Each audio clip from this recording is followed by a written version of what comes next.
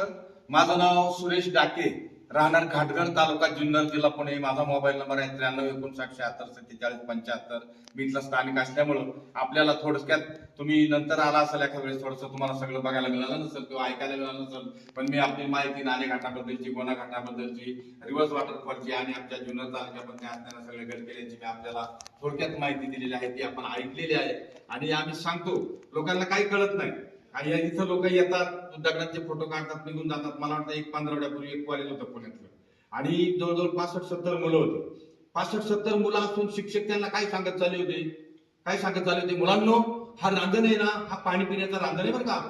इथं लोक पाणी प्यायचे आणि पुढे आल्यावर थोडस बघा, इथं लावारच झाला, हा भाग 2 जागी झाला आणि हा घाट असा तयार झाला.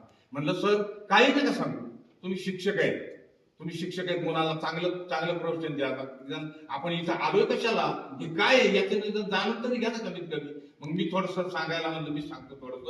तर मी एका दगडावरती ते उभा राहिलोय, माझा फोटो बिटो घातला त्यांनी मुलांनी, मी उभा राहिलोय आणि मी थोडस सांगायला, माझं मनोगत पूर्ण करायला लागलोय.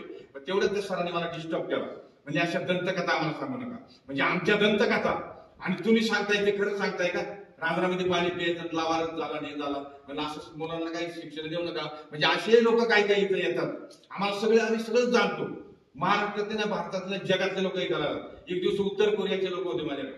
उत्तर कोरियाची भाषा कळत नव्हती, काहीच कळत नव्हतं. इंग्रजीमध्ये बोलणारी मंडळी होती. मला हिंदी येत नाही तर इंग्रजी कुठली येते, पण मग मी रेकॉर्डिंग करत होते ते माझे. मी जिथं त्यांना माहिती सांगत होते, रेकॉर्डिंग करत होते.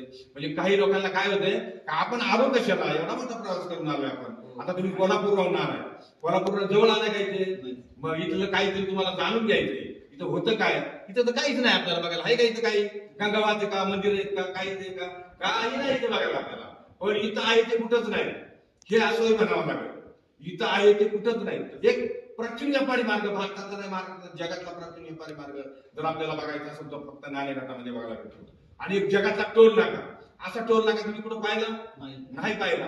तो एक टोल नाका आपल्याला या नाणेघाटामध्ये बघायला भेटतो. आणि मराठी भाषेचं मूळ, जी काय ब्राह्मी लिपी होती, त्या ब्राह्मीची मराठी झालेली, ते ब्राह्मीचं मूळ म्हणजे मराठी भाषा इथं पैदा झालेली. आणि नाणं आपल्या भारतात, महाराष्ट्रात पहिलं कुठंच नव्हतं. हे नागरिकांनी पैदा केलेले. हे आपल्याला 2-4 बाबी इथं नाणेघाटात आल्यावर बघायला भेटतात. आणि जुन्नर तालुक्याची शान म्हणजे नाणेघाट. जुन्नर तालुक्यातच हे सगळं हे तुम्हाला गडकिल्ले, मंदिरं, धरणं सगळ्यात जास्त लिहिले आमच्या जुन्नर तालुक्यामध्ये. आणि जे काही जगामध्ये काय चाललंय, आपल्याला संकट आले त्याचं निवारण कसं करायचं, ही दुर्बीण सुद्धा आमच्याच जुन्नर तालुक्यामध्ये आहे. असा सुजलम सुफलम जुन्नर तालुका. आणि इथं तुमचं आगमन झालेलं आहे आणि आमची गाठ झालेली आहे. आपण सगळ्यांना